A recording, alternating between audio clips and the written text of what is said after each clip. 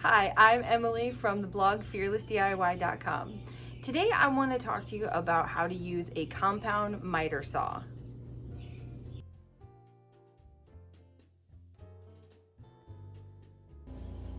So we live out here in the country. I know it looks like we're in a subdivision, and we are, but it's a subdivision way out in the middle of a farm in the middle of nowhere. So anyway, I have always wanted outdoor cats. And my husband has agreed, but he never wanted them to be inside, which I totally agree with. That's just not the kind of people we are. But I wanted them to have a house. So I asked my husband, actually I didn't even ask him. He just came up with this cute idea and built this massive cat house. We're only getting 2 cats. And they're kittens. They're this big right now.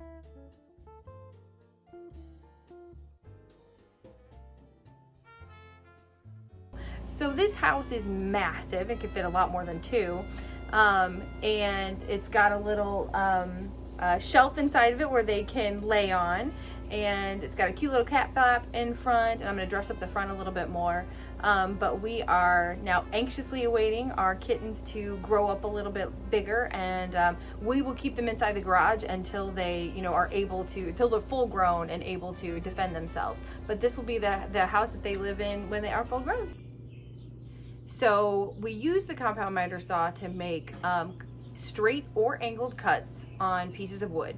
So once you have this, handy tool under your belt, like you know how to use it, you can do a ton of stuff with it. We are going to do some 45-degree angle cuts to make a gable decoration for the front of this cat house.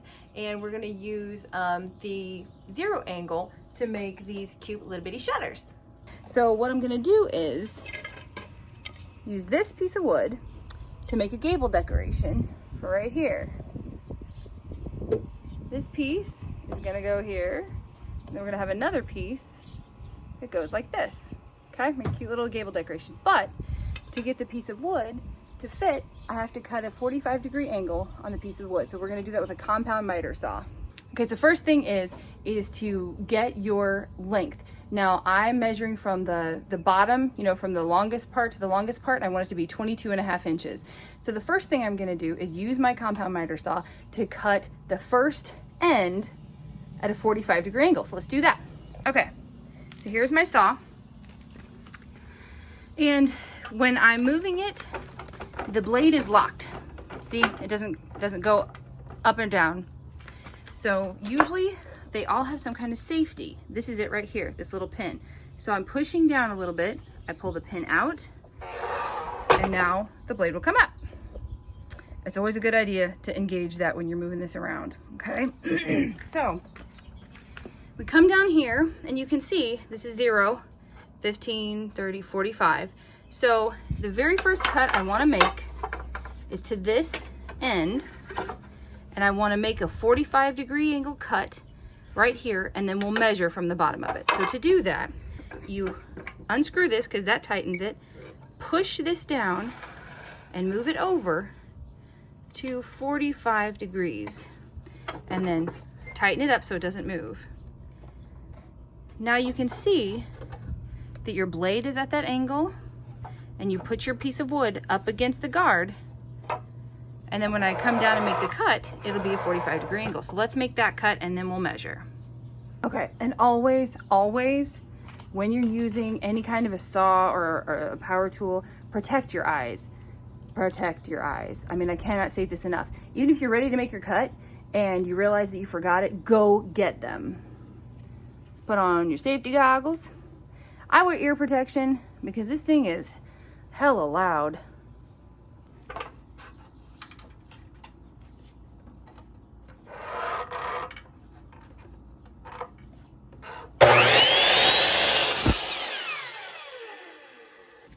Okay, now that I've made my first cut, my first 45-degree angle, I'm going to measure from this end to 22.5 inches. So this is where I want the bottom of my gable piece, and I want the angle to go this way.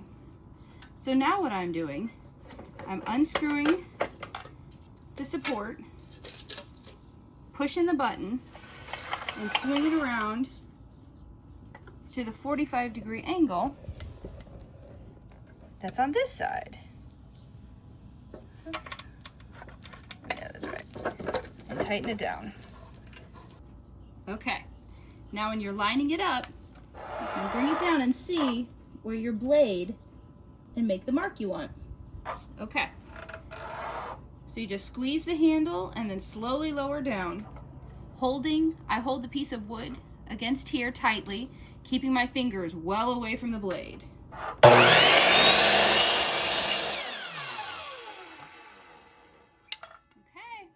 Got our two 45-degree angles. Now let's go over here and look and see if that's where we want it to be on the house.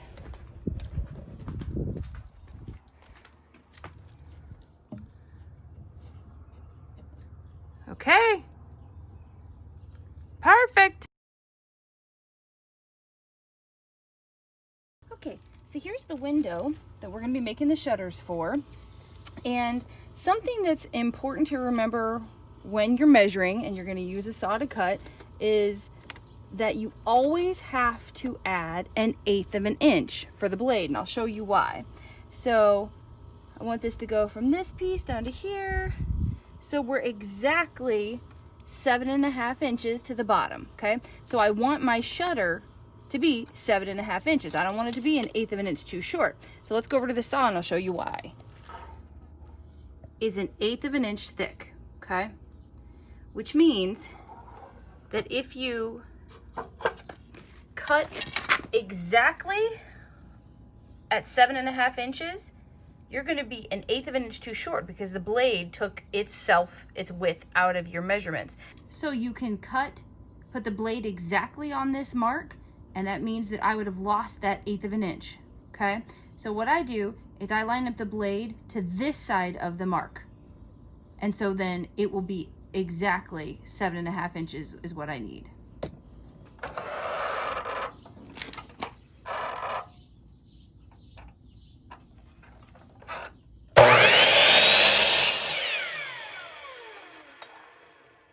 And as you can see, you can just see my pencil mark there.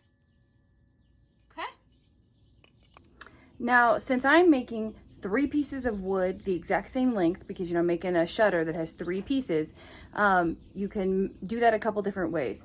You can mark each one, measure out each piece and then cut it. Or what I do is I just take the original piece. I take the very first one and I line it up on that second piece of wood and make the cut together. And then I use the first one to do the third one so that they're all exactly the same length. Even if I've messed up just a little bit, then they're all exactly the same length. I'll show you what I mean. Okay, so I line them up with this finger down here. Move it just a little bit. And usually what I do is kind of move it down and then slide everything up to touch the blade. And then hold both pieces firmly over here.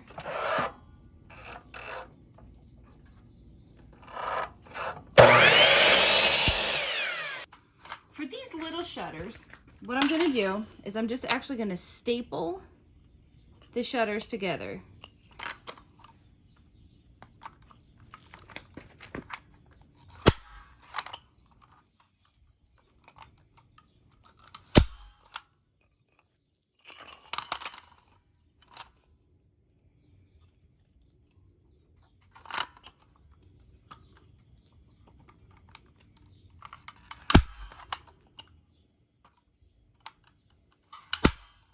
Okay,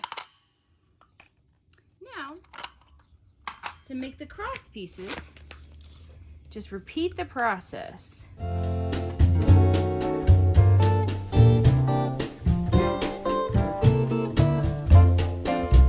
Okay, with these shutters, the way that I put the cross pieces is basically I've marked this into thirds. I've marked the whole shutter into thirds, and I want to keep the middle third open. Okay, so this shutter piece is 7.5 inches long, so that means 1/3 is 2.5. So we're going to mark 2.5 inches. Okay, and then we're going to mark 5 inches.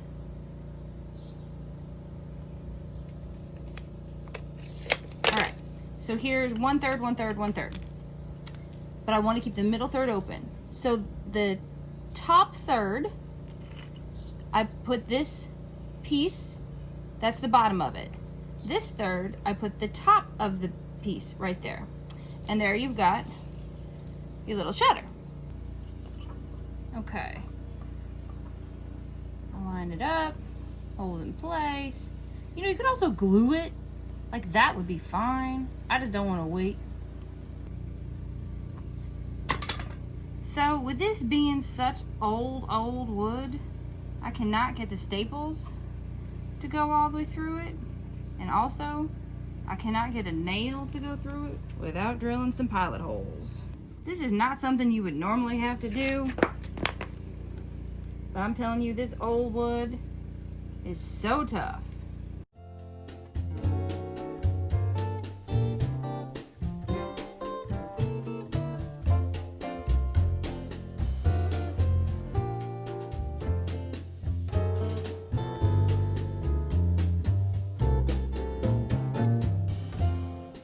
There she is, just about the cutest little shutter I ever did see.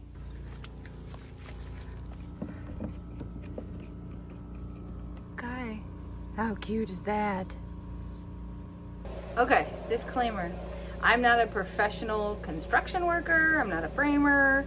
My area of expertise in life lies in healthcare. So I said all that just to say the point of fearless DIY is not that it is done in the absence of fear. But the name that I wanted to use was actually in spite of fear.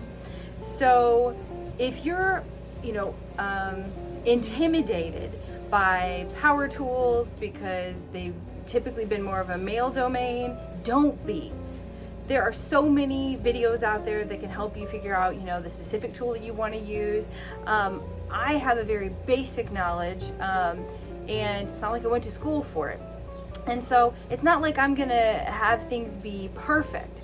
They're not gonna be, the highest quality ever, but that doesn't matter because I love to create. I love to decorate, obviously. Like, did I need shutters on a cat house? No, but isn't it so cute?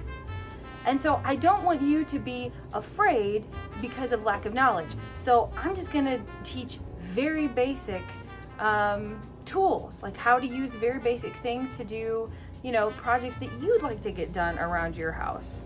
So I hope that you join me, and I hope you let me know if there's any specific tool you'd like me to show you how to use. I'm going to try to do just the everyday ones that you would normally, use at home for projects.